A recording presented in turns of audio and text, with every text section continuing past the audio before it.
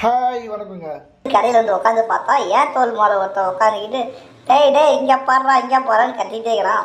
இல்லைடா நம்ம தோல் தட்டாம்பூச்சா அப்படின்னு நாமளும் கொஞ்சம் ஹாப்பியாக மூஞ்சி காட்டினா அவன் இருந்துட்டு டேய் ஒழுங்கா என்னைய பாடுறா கடை கருப்பு சட்டை போட்ட காண்டாமல் இருக்குமே ஒழுங்கா என் உடம்பு ஃபுல்லாக மாட்டிகிட்டு இருக்குதுடா அப்படின்றான். இன்னடா மாட்டிகிட்டு இருக்குது அப்படின்னா பார்த்தா ஃபுல்லாக செவந்தி வலை தலைவர் எங்கேயோ போய் அடிபட்டு வந்து உட்காந்துக்கிறாரு.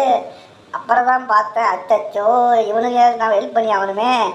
இவன் தான் இன்றைக்கி இருக்கிற சூழ்நிலையில் இவன் தான் மக்களுக்கு ரொம்ப சேவகன். கொசு வேறு இவன் தான் சாப்பிடுவான், கொசு முட்டை இவன் தான் சாப்பிடுவான்.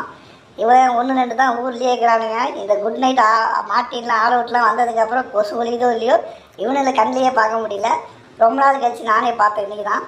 சின்ன வயசுல இவனை பிடிச்சி நிறைய நாமளே சாவடிச்சிக்கிறோம். ஆனால் இருந்தாலும் பெருசானதுக்கப்புறம் இவனோட தேவை நமக்கு தெரியுதுல்ல. இந்த டைம்லேயும் நம்ம இவனை பொண்ணு தூக்கி போடுறது மனசு கஷ்டமாக இருந்தது. அதனால தான் சரி பையன்பிள்ளையாக வந்து நம்மகிட்ட உதவி கேட்குது, நம்மக்கிட்ட வந்து உதவின்னு கேட்டால் நம்ம சும்மா விட்டுருவோமா? உதவி பண்ணால் விட மாட்டோமே. நம்ம மனசு வேறு நல்ல மனசு.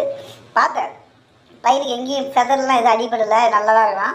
என்ன ஃபுல்லாக வந்து எங்கேயோ போய் ஒட்டலில் மாட்டிக்கிட்டான். ஃபுல்லாக கை கால் எல்லாம் மாட்டிகிட்டு இருக்குது. தலைவர் இதுக்கு மேலே மூவ் பண்ண முடியாது. நல்ல வேலை நாம் கடத்த வந்தோடனே நம்ம மேலே வந்து உட்காந்து உதவி கேட்டார்.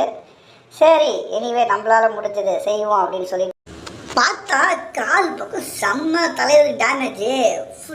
கால் ஃபுல்லாக செவந்தி வலை.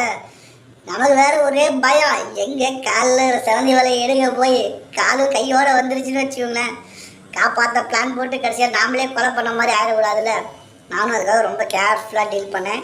அவனோட ஃபெதர் வேறு எனக்கு ஒரு பயம், எங்கே நம்ம கையை அழுத்தி பிடிச்சி அது வேறு ஏதாவது கிழிஞ்சிருச்சுன்னா அதுவும் வந்து ஒரு உயிரை கொள்கிற மாதிரி ஆகி போயிடும். உதவி செய்யலனாலும் பரவாயில்ல, நம்ம கொலகாரன் ஆகிடக்கூடாது அப்படின்ற எண்ணத்தோட அழகாக ஒரு டெஸ்டர் எடுத்து அந்த காலோட இடுக்குள்ளே உள்ளே விட்டு அந்த கேப்பில் இருக்கிறது எல்லாத்தையும் ஓரளவுக்கு எடுத்தேன்.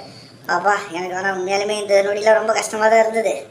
காலையில் வந்துட்டு ரொம்ப கஷ்டம். ஏன்னா ஜஸ்ட் அவனோட கால் நான் ஏற்கனவே வந்து தட்டாம்பூச்சியில் நிறையா பிடிச்சி கொண்டதுனால சின்ன வயசில் இப்போல்லாம் இல்லைங்க, சின்ன வயசில் கொண்டதுனால எனக்கு தெரியும் அவனோட எவ்வளோ அளவுக்கு அது ஸ்ட்ராங்காக இருக்குன்னு சொல்லிட்டு.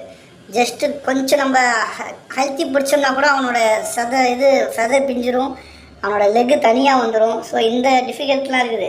அதெல்லாம் பார்த்துட்டு ரொம்ப மைனூட்டாக அவனோட சின்ன இதில் எடுத்தேன். அப்படியே அந்த ஃபெதர் மேலே லைட்டாக ஒரு இது இருந்தது பாருங்கள். அதை எடுக்கிறதுக்குள்ளே ரொம்ப போதும்னு ஆயிடுச்சு. அழகாக பொறுமையாக அவனோட ஃபெதர் மேலே ஒரு சின்ன ஒரு லேயர் தான். அந்த லேயர் அப்படியே பொறுமையாக எடுத்ததுக்கப்புறம் தான் அந்த இடத்துல ஃபெதர் டேமேஜ் ஆகிடுச்சுன்னா அவ்வளோதான், நம்ம எவ்வளோ தூரம் கஷ்டப்படுது எல்லாமே வேஸ்ட்டாக போயிடும். அதனால் பொறுமையாக எடுத்துகிட்டு அழகாக அவனை வந்து சேஃப்டி பண்ணிவிட்டு சரி தலைவர் எப்படி பறக்கிறாரு அப்படின்னு சொல்லி பார்க்கலான்னு கையில் வச்சா ட்ரெயின் பறக்கிறாரு. வெளியே போய் அழகாக நமக்கு ஒரு சோகம் கொடுத்துட்டு ஹாப்பின்னு சொல்லிட்டு போயிட்டாரு. உங்களுக்கு எதுக்காக இந்த வீடியோ ஷேர் பண்ணுறேன்னா எனக்கு வந்து லைக் போடுவீங்க, சப்ஸ்கிரைப் பண்ணுவீங்கலாம் இல்லை. இது ஒரு அவேர்னஸ் வீடியோ தான். பூச்சிகளை எதையுமே கொள்ளாதீங்க. தேங்க்யூ ஃபார் வாட்சிங். நாம் இந்த உலகத்தில் வாழ்கிறதுக்கு எவ்வளோ உரிமை இருக்கோ அதை விட அதிகமாக உங்களுக்கு